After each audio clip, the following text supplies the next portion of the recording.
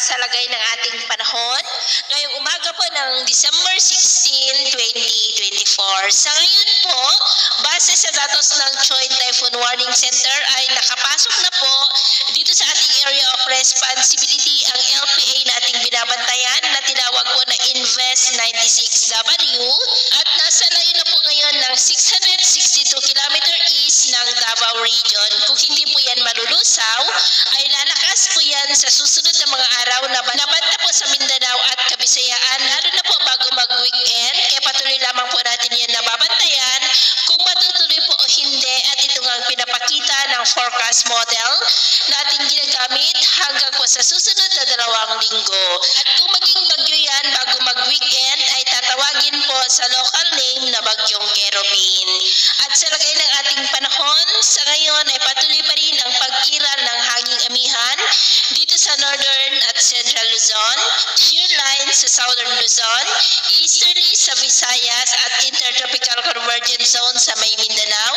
at nakapaloob po dyan ang LPA na ating binabantayan. Ngayong madaling araw po ay maayos naman ang panahon sa malaking bahagi ng ating bansa, pero may mga pag-uulan pa rin sa ilang bahagi ng Cagayan Valley, Calabarzon, Bicol Region, Mimaropa, Aklan, Capiz, northern part ng Negros, Cebu, Bohol, Leyte, Samar Provinces, Northern Mindanao, Caraga at Davao Region. At mamaya po ay sisikat naman ang araw sa malaking bahagi ng ating bansa, pero may tsansa pa rin